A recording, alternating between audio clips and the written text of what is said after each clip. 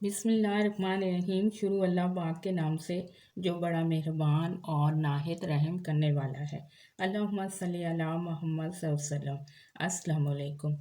آج کی ویڈیو اس بارے میں ہے کہ کیا رمضان المبارک میں آنے والے خواب سچے ہوتے ہیں۔ رمضان المبارک کے سحری کے وقت کے خواب، روزے کے حالت کے خواب، یا انسان رات کو کسی ٹائم میں خواب دیکھے تو اس کے 3 طریقے ہوں گے۔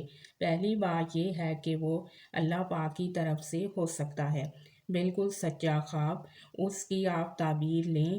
دوسری بات یہ ہے کہ انسان نے جسمانی حالتوں اور کیفیت کی وجہ سے معدے میں تیزابیت یا گیس ہے۔ تیسری چیز یہ ہے کہ انسان جو کرتا ہے رات کو وہی دیکھتا ہے۔ انسان کی خواہش ہے کہ مجھے فلاں شے حاصل ہو جائے، خواب میں وہ مل رہی ہے تو اٹھتا ہے تو بڑا خوش ہوتا ہے کہ جی رمضان میں خواب آیا ہے تو یہ ایسا ہی ہو جائے گا۔ نہیں، ایسا نہیں ہوگا، کیونکہ خواہش خواب بن گئی ہے۔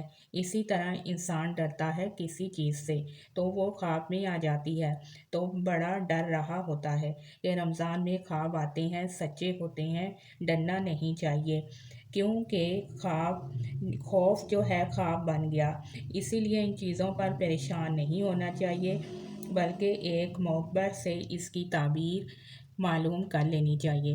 اللہ پاک آپ کے لیے خیر کرے اور آپ کے لیے آسانیاں کرے اور آپ کے روزے اور آپ کی دعائیں قبول کرے۔ آمین ثم آمین۔